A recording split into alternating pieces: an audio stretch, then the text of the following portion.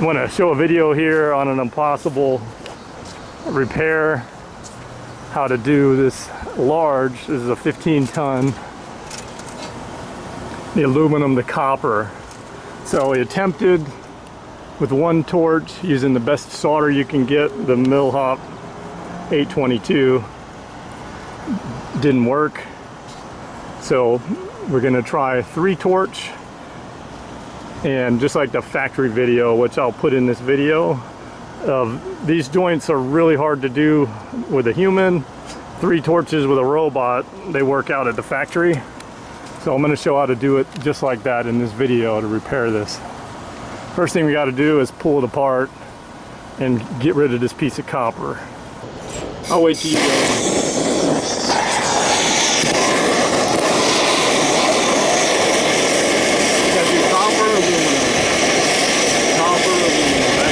Follow you.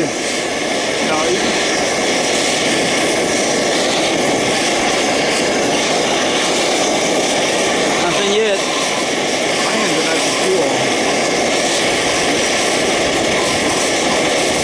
That wind is helping.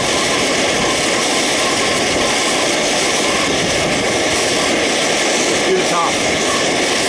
Nothing. No, hit the top. Flowing. Now the flames will turn orange right when It's starting to move a little bit. I can see it, but nothing yet. yeah, don't fight it. It'll come out easy. Okay, I'm seeing the aluminum. I see it. Watch out. Watch your head. Don't fight it. All right. Well, it turns out 3 torches is too much heat. And so I'm going to show you how we messed up this joint over and over again. The Dremel, I did put a towel in there to catch the chips, but the Dremel is not a good way to get the solder off. You actually just want to heat that joint up. Like, look at all that solder on the outside there. And the problem is the solder doesn't stick on top of the solder. So you just get a big old mess. So here we're trying to solder it with 3 torches, but that top right torch is too much heat. So by the time we get the solder flowing, we ended up cooking up on the top there and had a big leak up on the top. Now it is flowing around the whole joint. We should have stopped right then, but we kept going too long, ended up cooking the top. So like I said, I'm going to show you all the ways that we screwed this joint up, and then you'll see how to do it correctly. So right before we even pressure test, there was a big crack right on the top there, where you could see it on the cell phone. Yeah, when I zoomed in like 7 times. And look at all that garbage on the outside. That's literally like putting bubble gum, where the refrigerant goes underneath the bubble gum and it just starts popping out all over the place. So we were getting leaks on those holes on the top. Of course, leaking at the crack that we had originally. We tried hitting it again. More solder, just more bubble gum. Just not working. It was actually getting pretty frustrating. And at one point it had like literally 10 different holes. But what's happening is that it's pressurizing underneath the solder and it's just coming out in 10 different places. And we didn't have a stainless steel brush. So what we had to do next, I didn't show the video, but we heated that joint up and we just blasted all that solder off. So you can see that joint's cleaner now. It's still getting pretty thin on the aluminum. So we went down to 2 torches thinking we had too much heat, but we still end up using too much heat on the top because the solder's going on the top, and but we're not getting solder on the bottom. And I never really used heat to get the solder out of the inside of the joint, because that joint was just, this is like the 4th repair on this joint, and so it just the solder's just not sticking. And when it doesn't stick, you got to pull it apart, use the heat. And I ended up using a 3 3/8 stainless brush pipe cleaner on that inside and heated up the solder, and then just kind of like was even burning the brush, but ended up, taking it out. So this attempt didn't hold right here, even though it looks nicer, but we didn't have the heat right. And just go through. So he's trying to like build it up on the one side, but one torch you can't do this joint with one torch. It's just not possible. You need two on both sides. And then the key, which we're almost at it in the video, the key was do solder both sides and both guys have sticks. And so you're literally going to be adding solder with two torches at two sides, and then you're going to get the heat exact right. Because the rod melts at 900 degrees, the aluminum melts at 1200, and the window to solder it is probably right around 1,000 or 950 to 1,000. So now we cleaned the joint again. This time I cleaned it like I said. So I'm going to let you listen to the audio on this because this is the actual soldering. So I get the right side, you get the left side?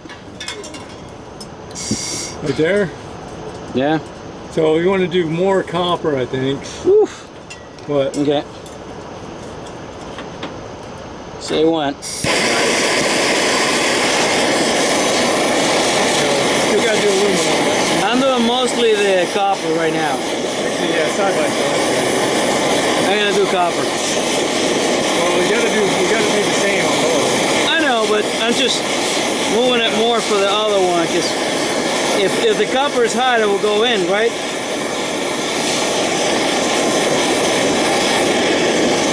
Shit, I'm hot. It's melting.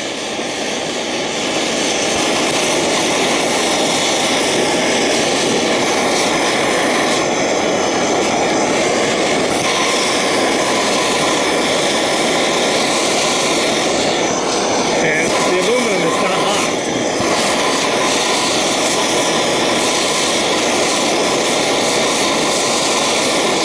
Yeah, that's better.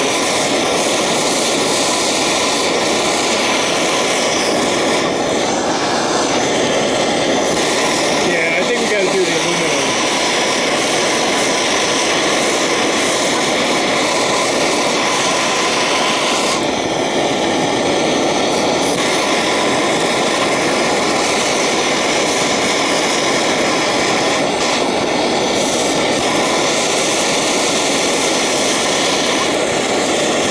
Man, I'm pretty good on my side. I think I got it.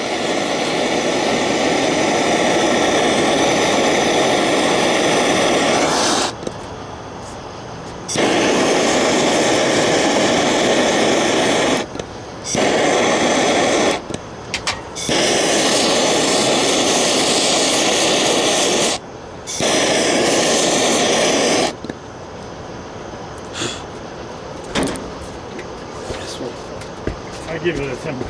Freaking son of a bitch. I give it a 10% chance. Well, you're probably right. Oh, they're cool. Maybe. I don't know. Pressure? Yeah, alright, give it some pressure. Alright. There we go. And it's all feathered nice.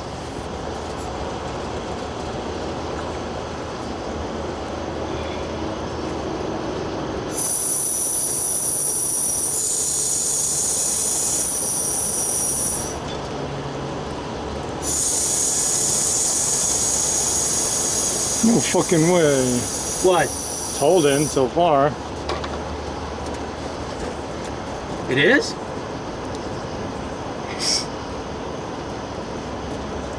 More? Yeah, yeah.